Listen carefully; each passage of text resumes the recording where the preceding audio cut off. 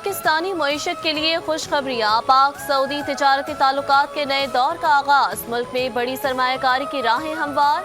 Saudi वज़ीर सरमायाकारी की क़यादत में 130 सऊदी सरमायाकारों पर मुश्तमिल वफ़द के 3 रोज़ा दौरे पर पाकिस्तान आमद। एयरपोर्ट पर शानदार इस्तकबाल। पाकिस्तान और सऊदी अरब के दरमियान $2 अरब के मुआहदों का इम्कान। मुख्तलिफ शोबों में $2 अरब की सरमायाकारी के 30 मुआहदे मुतवक्के। सऊदी अरब की जानिब से पाकिस्तान में 4 साल के दौरान $5 अरब की सरमायाकारी मुतवक्के। ज़राअत, IT, तामीरात, पेट्रोलियम, पावर सेक्टर और फूड सिक्योरिटी में सरमायाकारी होगी। पाकिस्तान से गोश्त और चावल की बरामदात बढ़ाने के मुआहदों का भी कौमी इम्कान। सऊदी वज़ीर और सऊदी वफ़द सदर, वज़ीर आज़म और अस्करी हुकाम से मुलाकातें करेगा। दोनों ममालिक के दरमियान अहम मुफाहमती याददाश्तों पर दस्तखत किए जाएंगे।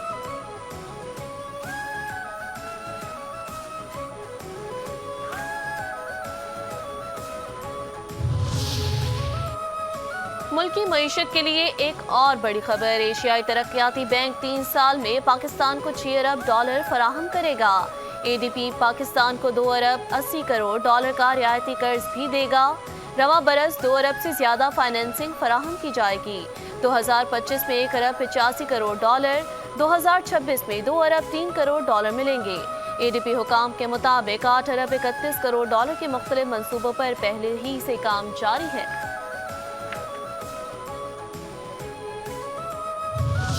मौलाना फजल रहमान साहब ने अपनी तरफ से कुछ 2-3 चीजें नहीं रखी हैं। वो आईनी अदालत के बजाय आईनी बेंच के ऊपर तो राजी हो गए हैं। अच्छा, उनका कहना यह है कि कॉन्स्टिट्यूशनल जनाब कोर्ट बनाने के बजाय कॉन्स्टिट्यूशनल बेंच बना दिया जाए।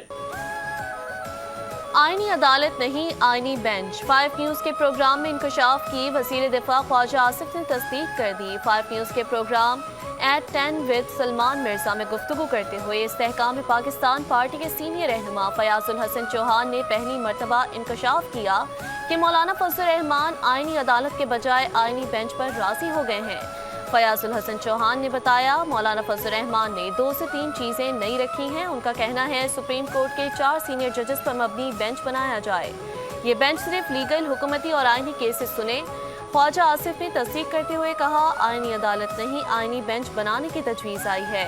तरमीम में आईनी अदालत मौजूद है। ख्वाजा आसिफ ने कहा, मखसूस नशिस्तों के फैसले को PTI ने जीत कहा। मैंने मखसूस नशिस्तों के फैसले को मद्देनजर रखकर इलेक्शन ऑडिट कहा था।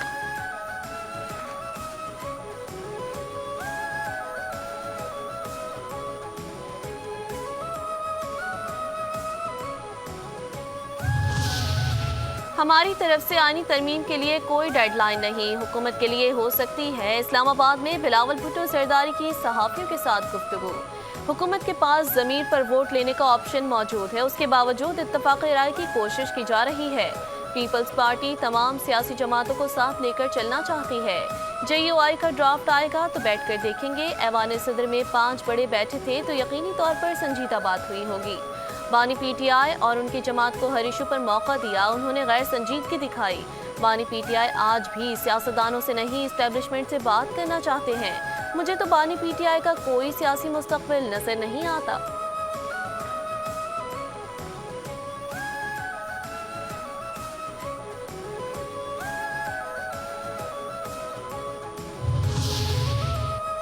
आईनी तरमीम पर हुकूमत और PTI मौलाना फजल रहमान की हिमायत के हुसूल के लिए मुतहर्रिक। मौलाना फजल रहमान की जानिब से आईनी तरमीम का हिमायत का ग्रीन सिग्नल दिए जाने की इत्तला। JUI अपनी आईनी तरमीम का मुसवदा हुकूमत से शेयर करेगी। हुकूमत का कौमी असम्बली और सेनेट के इजलास 18 अक्टूबर को बुलाने का फैसला। इजलास में आईनी तरमीम पेश किए जाने का इम्कान। हुकूमत के बैरून मुल्क दौरों पर मौजूद अपने अरकान पार्लियामेंट को 15 अक्टूबर तक हर सूरत वतन वापस आने की हिदायत। आईनी तरमीम पर JUI और PTI के बड़ों की अहम बैठक। मौलाना फजल रहमान से बैरिस्टर गोहर की सरबराही में वफ़द की मुलाकात। मुल्की सियासी सूरत हाल और आईनी तरमीम पर मुशावरत।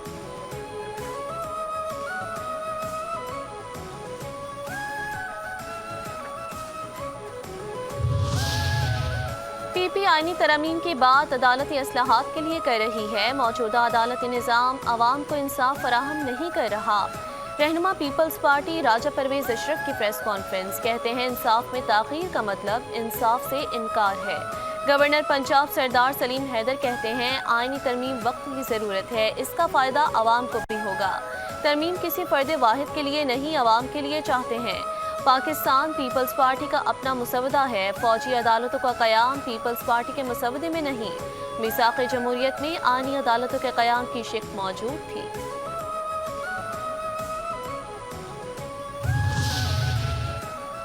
وفاقی کابینہ کا خصوصی اجلاس آج وزیر اعظم ہاؤس میں ہوگا۔ خصوصی قانون سازی ٹیبل ایجنڈے کے طور پر پیش ہونے کا امکان۔ ذرائع کے مطابق وفاقی کابینہ اجلاس میں ایس آئی ایف سی اور مختلف ممالک کے ساتھ ایم او یوز اور معاہدوں کی منظوری دی جائے گی۔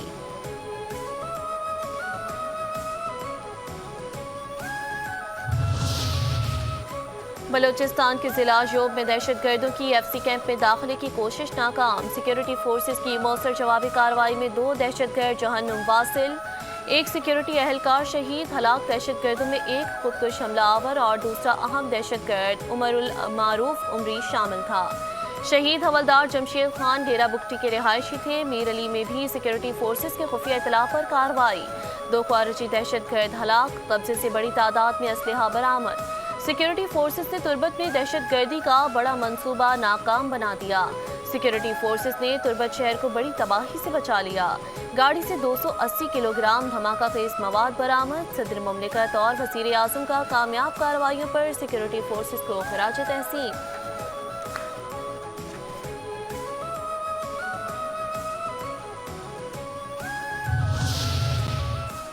پاک افغان سرحد پر افغان فورسز کی دراندازی کی کوشش پر پاک فوج کا منہ توڑ جواب۔ نوش کی غزنالی سیکٹر میں افغان فورسز کی جارحیت ناکام۔ افغان فورسز کی جانب سے پاکستان کی پوسٹوں پر فائرنگ، پاکستان کی جوابی کارروائی۔ افغان چوکیوں کو نشانہ بنایا۔ واقعہ پاکستانی فورسز کی جانب سے باڑ کی مرمت کے دوران پیش آیا۔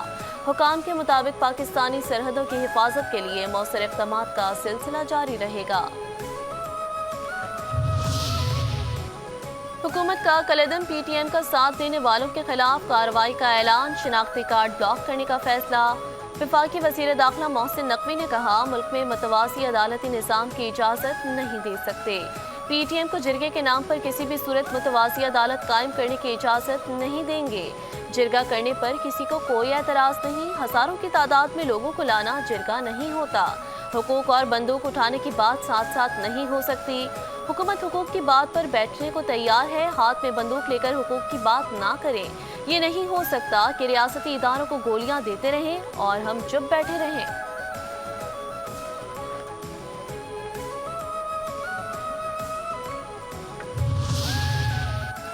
خیبر پختونخوا حکومت کا پی ٹی ایم کی سرگرمیوں کے خلاف پابندی پر سختی سے عمل درآمد کا اعلان۔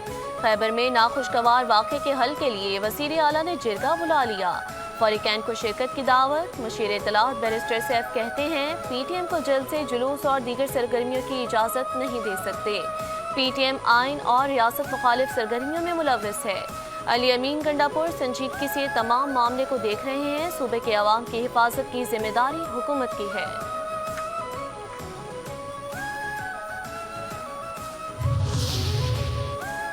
اسلام آباد میں احتجاج کی آڑ میں شر پسندی کرنے والے مزید افغانیوں کے ہوش ربا اعترافی بیانات منظر عام پر آ گئے۔ پرامن احتجاج کا لبادہ اڑے شر پسند بلوائیوں نے ریاست کے خلاف تمام حدود پار کر دیں۔ انتشار اور فساد پھیلانے والے متعدد شر پسندوں کو گرفتار کر لیا گیا۔ شر پسند نے بتایا میرا نام عبدالقاد ہے، افغانستان سے تعلق ہے، پشاور میں مزدوری کرتا ہوں۔ جاوید نامی شخص نے 5,000 روپے دے کر 1 دن کی مزدوری کا کرنے کو کہا۔ دوسرے شرپسند امانت خان کا تعلق بھی پشاور سے ہے، کہا پی ٹی آئی سے پیسے لے کر پرتشدد کارروائیوں میں ملوث ہونے سے دور رہیں۔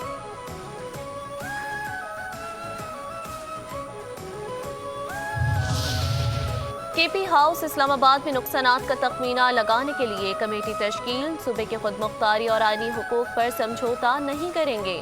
اسلام آباد میں پرامن احتجاج کے ساتھ جو کچھ ہوا وہ ناقابل برداشت ہے۔ ہمارے باوردی پولیس والوں کو غیر قانونی حراست میں لیا گیا۔ وزیر اعلیٰ کے پی علی امین گنڈا پور کا کابینہ اجلاس میں اظہار خیال، کہتے ہیں بحیثیت وزیر اعلیٰ جہاں جاؤں گا اہلکار اور دیگر مشینری ساتھ لے جاؤں گا۔ کے پی ہاؤس اسلام آباد میں غیر قانونی طور پر ہماری املاک کو توڑا گیا۔ قانونی چارہ جوئی کے لیے مشاورت کر کے لائحہ عمل طے کریں گے۔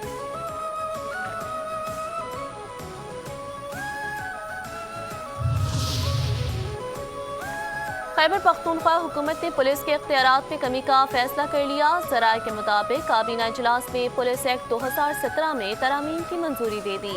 पुलिस एक्ट सूबाई असम्बली में पेश किया जाएगा। IG खैबर पख्तूनख्वा के इख्तियारात महदूद कर दिए गए। IG के तमाम बड़े इख्तियारात वज़ीर आला के पास होंगे।